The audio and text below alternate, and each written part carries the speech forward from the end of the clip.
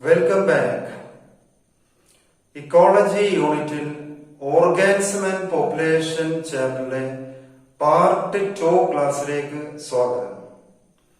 Today we are going to discuss two main topics, adaptations and populations. ആദ്യം അഡാപ്റ്റേഷനുമായി relate ചെയ്തൊരു video കാണാം.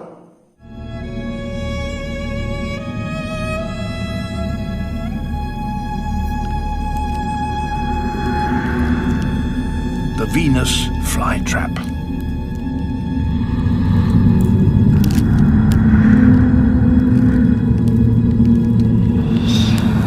Like the sundew, it makes itself very attractive, oozing nectar across the brim of each leaf.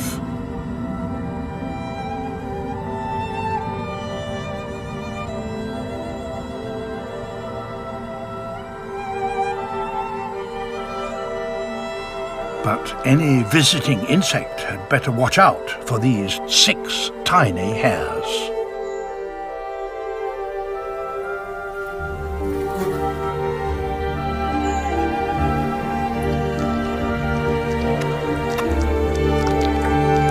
This fly has to tread carefully.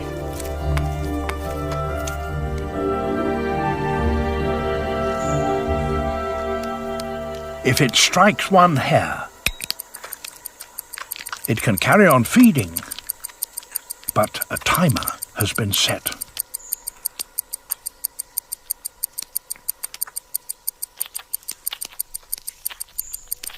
A second strike in less than 20 seconds and the fly is doomed.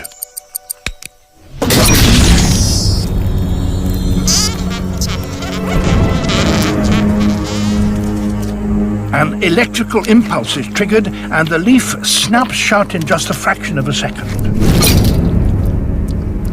The tips lock together like prison bars.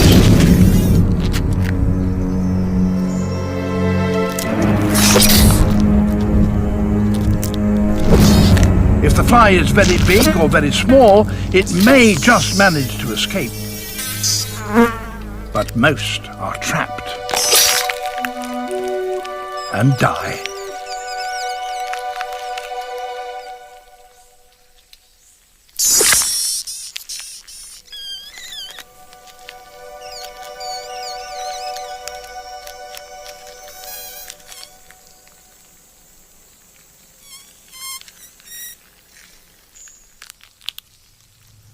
Ten days later, the trap reopens. All that remains is a husk. The plant has finished its meal and resets itself for its next victim. Insectivorous plants-കളായ Venus flytrap, sundew plants-നെ അഡാപ്റ്റേഷനുമായി relate ചെയ്ത video ആണ് നിങ്ങൾ കണ്ടത്.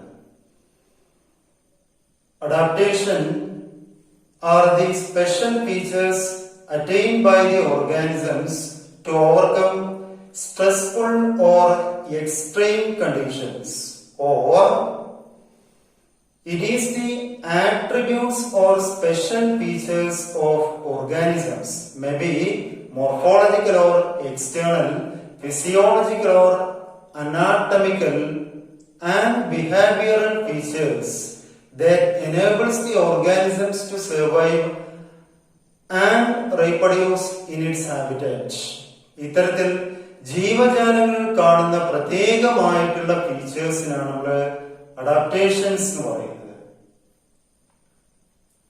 And it is of 3 main types: morphological, physiological and behavioral adaptations. For examples, ഓരോന്നായിട്ട് നോക്കാം. Adaptations to water scarcity or water stress and high temperature, as in xerophytic plants. Okay. Presence of ഓരോന്നായിട്ട് നന്നായിട്ട് ശ്രദ്ധിക്കുക. Presence of thick cuticle on leaf surface to minimize water loss and transpiration rate. ഇവിടെ നമ്മൾ കാണുന്നതാണ് ലീഫില് എപ്പിഡെർമിസിനെ cover ചെയ്ത് thick cuticle വരുന്നു and to reduce water loss or transpiration rate. രണ്ടാമത് sunken stomata. Stomata are arranged in deep pins or inwardly arranged. ഇപ്പൊ സാധാരണ രീതിയിൽ നമുക്കറിയാം എപ്പിഡെർമിസ് സ്റ്റൊമാറ്റ കാണുന്നത് എപ്പിഡെർമിസിന് എക്സ്റ്റേണൽ ആയിട്ടാണ്, പുറത്തേക്ക് പ്രൊജക്ട് ചെയ്താണ് കാണുന്നത്. And it is for gaseous exchange and transpiration. പക്ഷെ ഇവിടെ നമ്മൾ ശ്രദ്ധിച്ചാൽ stomata become deeply arranged or inwardly arranged or arranged in deep pits to minimize water loss or transpiration rate. മൂന്നാമത്തെ നോക്കാം sunken stomata. Sunken stomata, the stomata become open in night time and closed during daytime, is also to conserve moisture or to reduce transpiration rate, and also having a special pathway called CAM, Crassulacean acid metabolism pathway. ഇവിടെ നമുക്ക് ഇതൊന്ന് just ഒന്ന് ഞാനത് explain ചെയ്യാം.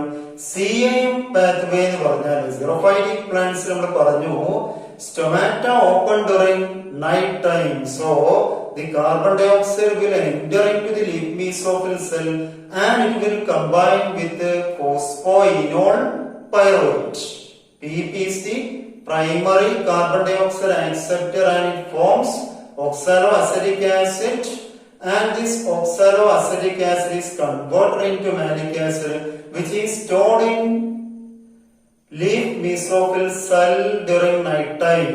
But during daytime the stomata become closed, so there is no chance for entering of carbon dioxide into the leaf mesophil cell.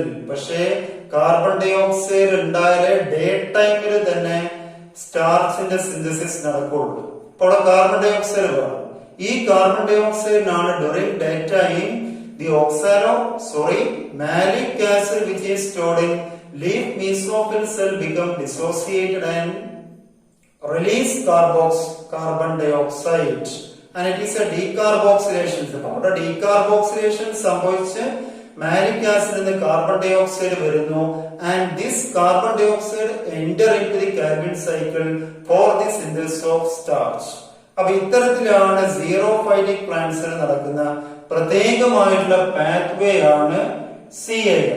ഈ CAMല് വരുന്ന stomata photoactive ആണ്, open during night and closed during day time, is also to conserve moisture or to minimise water loss or to reduce transpiration rate.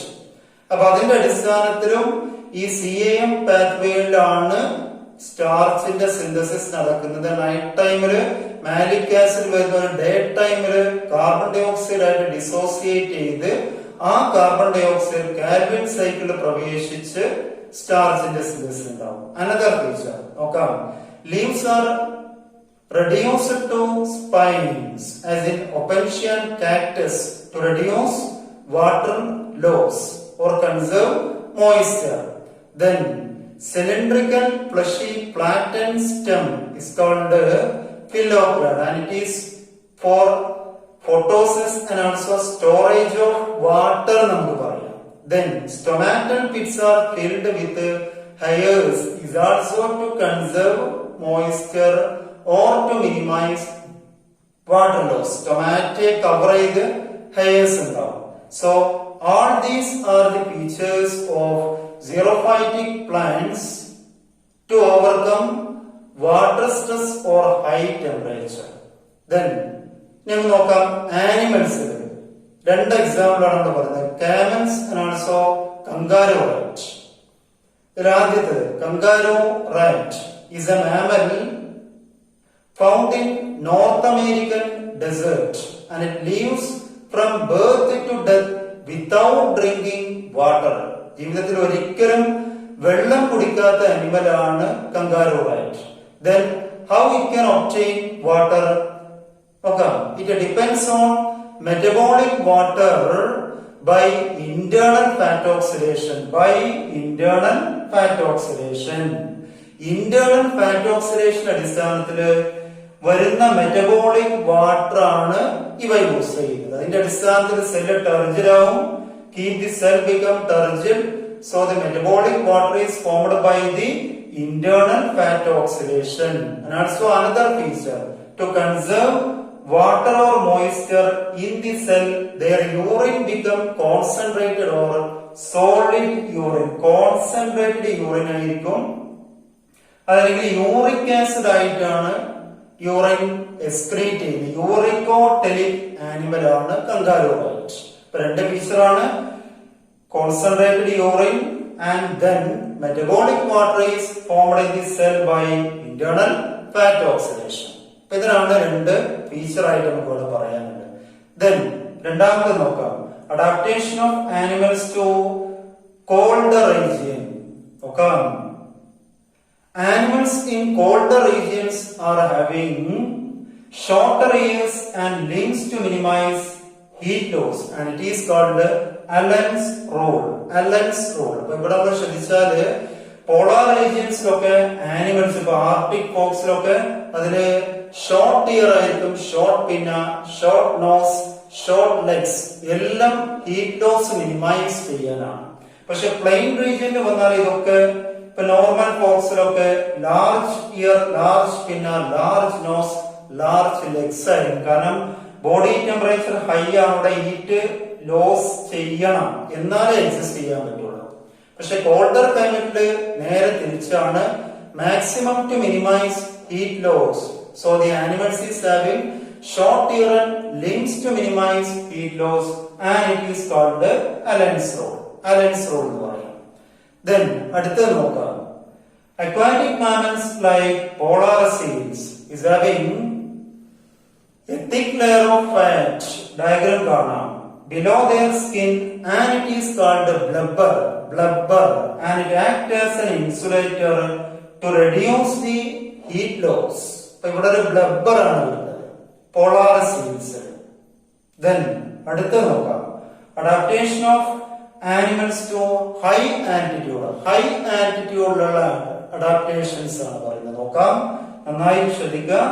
High ആൽറ്റിറ്റ്യൂഡ്സിലെ ഓർഗാനിസത്തിന് രണ്ട് main problems ആണ്.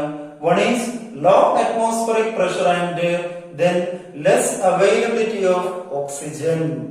High altitudes, when a person is coming from plain region to high altitudes, facing altitude sickness like nausea, vomiting ആണ്, fatigue, ക്ഷീണമറി, തളർച്ച, heart palpitation, ഉയർന്ന ഹൃദയമിടിപ്പ്. ഇത് മൂന്നും മെയിൻ ആയിട്ടുള്ള സിംറ്റംസ് ആണ്. And it is due to two main reasons: low atmospheric pressure and less availability of oxygen. High altitudes, സമുദ്രനിരപ്പിൽ നിന്ന് 3500 മീറ്ററോളം ഉയരത്തിലുള്ള Rohtang pass near Kullu Manali, Mansarovar, Tibet, ഇവിടെയൊക്കെ ആനിമൽസും മനുഷ്യരും ജീവിക്കുന്നുണ്ട്. Then how they can solve this problem? നോക്കാം, ഇൻക്രീസ്ഡ് RBC പ്രൊഡക്ഷൻ, അവരുടെ ബ്ലഡിന് RBC ലെവൽ കൂടുതലായിരിക്കും. Then decrease the binding affinity of hemoglobin, അതായത് ഓക്സിജൻ ഹീമോഗ്ലോബിനുമായിട്ട് ബൈൻഡ് ചെയ്ത് ഓക്സി ഹീമോഗ്ലോബിൻ ഫോം ചെയ്യുന്നതിന്റെ റേറ്റ് കുറവായിരിക്കും. അതുകൊണ്ട് തന്നെ ഓക്സിജന്റെ ലെവൽ അവിടെ ബ്ലഡിൽ സ്റ്റെബിലൈസ് ചെയ്യാം. Then increased breathing rate. So all these are the features attained by the organisms or human beings, especially Himalayan tribes of അവിടെ exist ചെയ്യുന്നുണ്ട്. And they are having these special features to overcome high altitude sickness. Okay.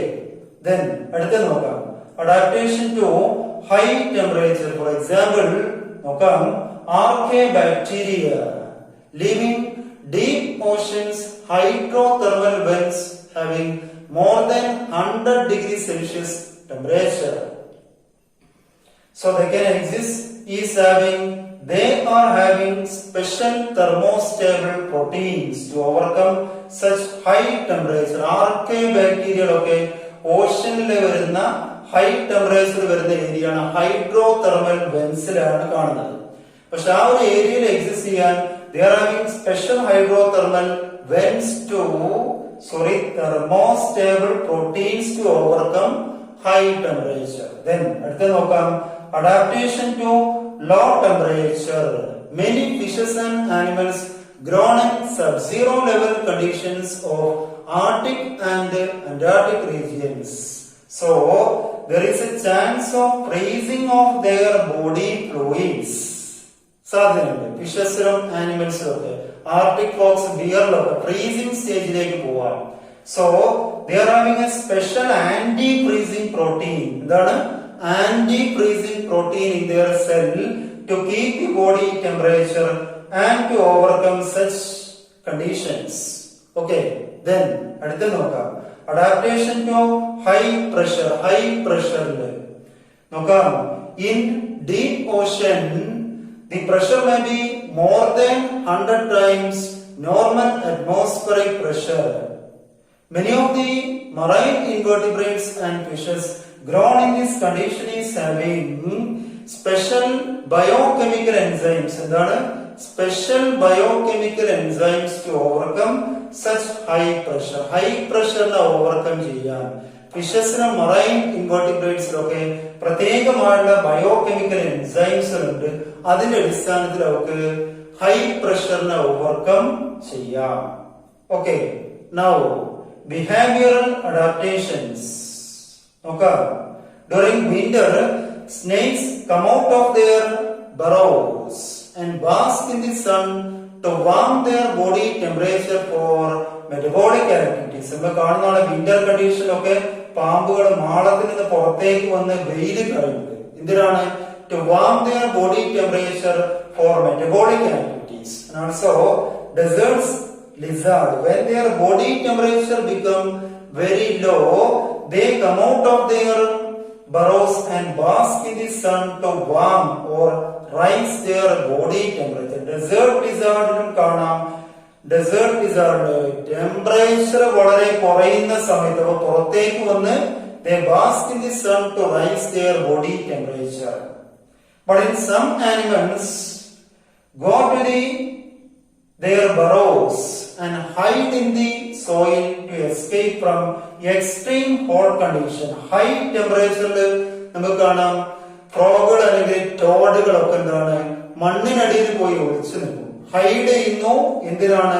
To escape from high temperature or extreme hot condition. So these are some of the examples for adaptations. Okay, നമ്മളത് പറഞ്ഞു കഴിഞ്ഞു. Then now we will pass on to another next topic, population. നോക്കാം, population group of ഇൻഡിവിജ്വൽസിനാണ് നമ്മള് population എന്ന് പറയുന്നത്, അല്ലെ? Or group of individuals of the same species in an area or assemblage of similar kind of organisms found in a particular geographical area. പ്രത്യേകമായിട്ട് ഏരിയയിൽ കാണുന്ന similar same ഓർഗാനിസത്തിനാണ് നമ്മൾ population എന്ന് പറയുന്നത്. Study of population is called demography എന്ന് പറയും. Okay, examples, ചില examples എന്ന് നോക്കാം. Rats in an abandoned field, then ഒഴിഞ്ഞ സ്ഥലങ്ങളിൽ കാണുന്ന റാറ്റ്സുകൾ. കോർമോറൻസ് ഇൻ എ വെറ്റ്ലാൻഡ്, നീർത്തടങ്ങളിൽ കാണുന്ന നീർക്കാക്കകൾ. Then lotus plants in a pond, ഒരു പോണ്ടിൽ കാണുന്ന lotus പ്ലാന്റ്സുകൾ.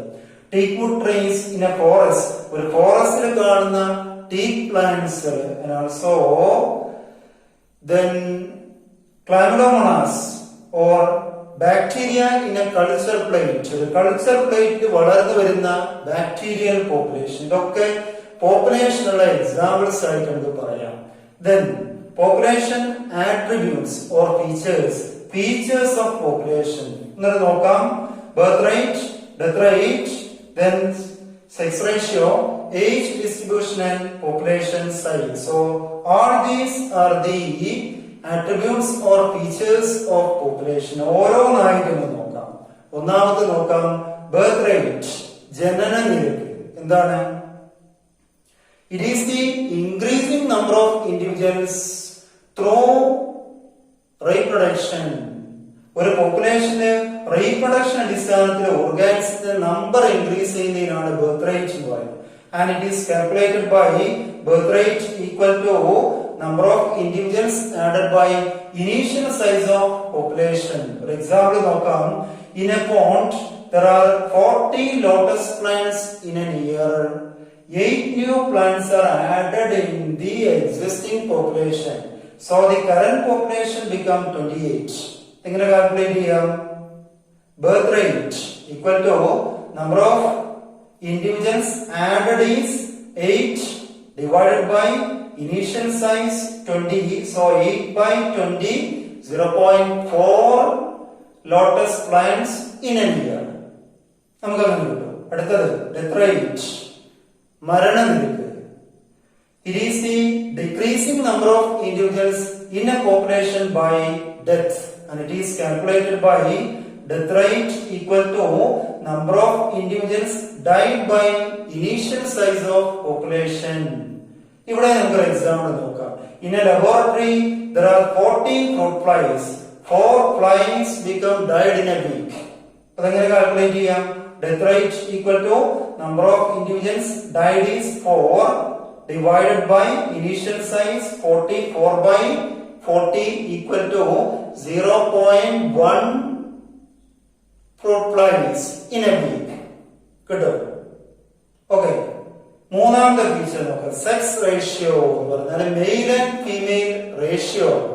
In majority of the population we can see the number of female reproductive female number become high when compared to male species, and it is for to increase the population density or to stabilize the population density of a species.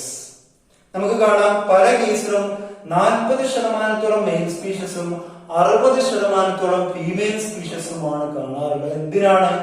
To increase the population density or to stabilize the population density of a species. അപ്പോൾ ഇവിടെ മെയിലിന്റെ number കൂടി ഫീമെയിലിന്റെ number കുറഞ്ഞാൽ ഇവിടെ എന്ത് വരും? ആ population density destroy ചെയ്യും, അല്ലെങ്കിൽ എക്സ്റ്റിങ്ക്റ്റ് ആയി പോകും.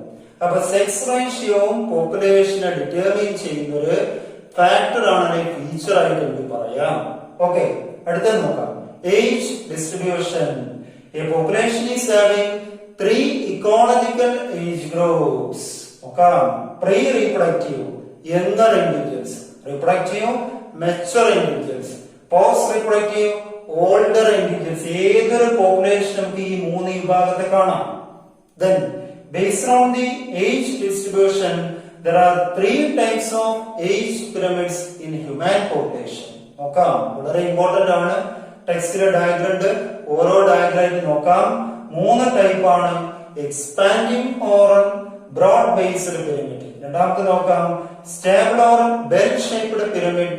Then declining or urn shaped pyramid. ഓരോ ഡയഗ്രാമിൽ നോക്കാം. അപ്പൊ ആ ഡയഗ്രത്തിൽ കാണാം pre reproductive, reproductive, post reproductive mark ചെയ്തിട്ടുണ്ട്.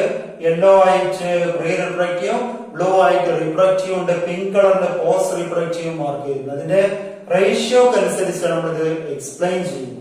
ഒന്നാമത് നോക്കാം, expanding or broad based.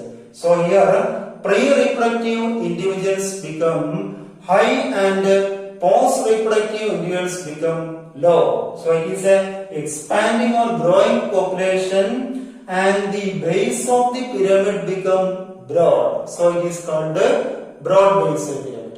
Clear? Then stable or bell shaped ആണ്. Here pre-reproductive and reproductive individuals become equal. Younger and mature individuals equal ആണ്. So it is always a stable population and look like a bell shaped pyramid. Then declining population എന്ന് പറഞ്ഞാല് ഇവിടെ pre and reproductive individuals become low and post reproductive individuals become high. Younger and mature individuals ന്റെ level കുറവാണ്, older individuals ന്റെ level കൂടുതലാണ്. So it is always a declining or destroying population. ഏത് സമയത്തും ഈ പോപ്പുലേഷൻ അവിടെ ഡിസ്ട്രോയ് ചെയ്യാം. അപ്പൊ ഇവിടെ ഏജ് ഡിസ്ട്രിബ്യൂഷൻ അടിസ്ഥാനത്തിൽ നമുക്ക് 3 ഏജ് pyramids അവിടെ കാണാം. Expanding, stable and declining pyramid. Okay. Then അടുത്ത നോക്കാം. Population size എന്ന് പറഞ്ഞാല് it is technically known as population density എന്ന് പറയും, and it is denoted by the symbol n.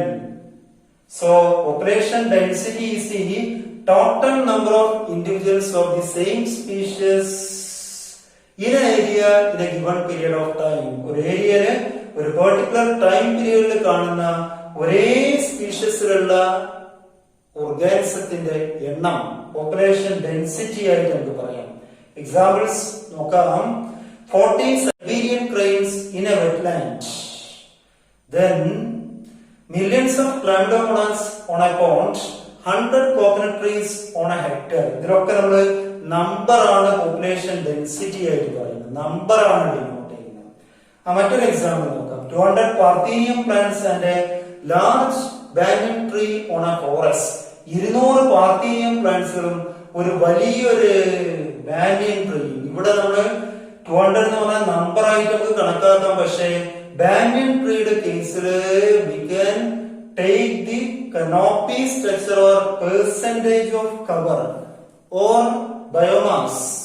Biomass is the more meaningful measure of population size. Population size നെ ആ രീതിയിലാണ് നമുക്ക് മെഷർ ചെയ്യാൻ. കനോപ്പി സ്ട്രക്ചർ എത്ര വരുന്നു എന്ന് അതിന്റെ അടിസ്ഥാനത്തിൽ സൈസ് ആയിട്ടാണ് നമ്മൾ പറയുന്നത്. ഓക്കെ. മറ്റൊരു എക്സാമ്പിൾ. ഫിഷസിനെ ഒരു പോണ്ടിലുള്ള ഫിഷസിന്റെ നമ്പർ നമ്മൾ എങ്ങനെ കൗണ്ട് ചെയ്യും?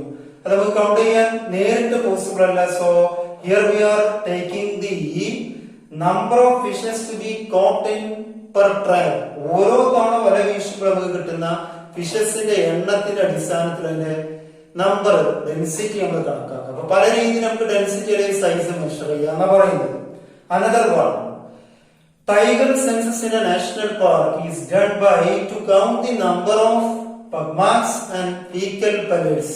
ടൈഗറിന്റെ സെൻസസ് നാഷണൽ പാർക്കിൽ സാധാരണ ചെയ്യാറുള്ളത് ഈ ടൈഗേഴ്സിന്റെ ഫീക്കൽ പലേറ്റ്സ് അല്ലെങ്കിൽ പഗ്മാക്സ് എണ്ണി നോക്കി അത് പ്രത്യേകമായ ടൈം പീരീഡ് എത്രമാത്രം കാണുന്നു അതിന്റെ അടിസ്ഥാനത്തിലാണ് പോപ്പുലേഷൻ ഡെൻസിറ്റി അവിടെ മെഷർ ചെയ്യുക. അപ്പൊ പല രീതിയിൽ നമുക്ക് പോപ്പുലേഷൻ ഡെൻസിറ്റി മെഷർ ചെയ്യുന്ന രീതികളാണ് നമ്മളോട് പറഞ്ഞത്. Population density can be calculated by the equation. നോക്കാം. d equal to n by s. d എന്ന് പറഞ്ഞാൽ പോപ്പുലേഷൻ ഡെൻസിറ്റി, n എന്ന് പറഞ്ഞാൽ total number of individuals, s എന്ന് പറഞ്ഞാൽ ഏരിയ ഓർ ടൈം. ഒരു പെർട്ടിക്കുലർ ടൈമില് ഒരു പ്രത്യേകമായുള്ള ഏരിയയിൽ കാണുന്ന ടോട്ടൽ നമ്പർ ഓഫ് ഇൻഡിവിജ്വൽസിന്റെ നമ്പറാണ് പോപ്പുലേഷൻ ഡെൻസിറ്റി എന്ന് പറയുന്നത്. ഓക്കെ. അപ്പോ ഇത്രയാണ് നമ്മൾ ഇന്നത്തെ ക്ലാസ്സിൽ എടുക്കുന്നത്. റിമൈനിങ് പോർഷൻ നമുക്ക് അടുത്ത ക്ലാസ്സിൽ എടുക്കാം. അപ്പൊ അതിനു മുമ്പ് നമ്മള് ഇന്ന് പ്രധാനമായിട്ട് പഠിച്ച ഭാഗം ജസ്റ്റ് നമുക്ക് റിമൈൻഡ് ചെയ്യാം. നോക്കാം. ആദ്യമായിട്ട് നമ്മൾ അഡാപ്റ്റേഷൻസ് എന്താന്ന് പറഞ്ഞു. Adaptations are the special features എന്ന് നമുക്ക് പറയാം. എക്സാമ്പിൾസ് പറഞ്ഞു. അഡാപ്റ്റേഷൻസ് ഇൻ സീറോഫൈറ്റിക് പ്ലാന്റ്സുകളില് ഓരോ പോയിന്റ് ആയിട്ട് നോക്കാം. thick cuticle, sunken stomata, stomatal pits are filled with hairs, then scotoactive stomata, CAM pathway, then leaves are reduced to spine, photosynthetic stem called phylloclad. അടുത്ത നോക്കാം. Adaptation to animals in colder region. ഇവിടെ നമ്മൾ Allen's rule പറഞ്ഞത്. Animals in colder regions have shorter ears and limbs to minimize water loss. It's called എന്താണ് Allen's rule. അടുത്തത് aquatic mammals ആയ polar സീയിൽ അവിടെ ബ്ലബ്ബർ ആണ് കാണുന്നത് അല്ലെ.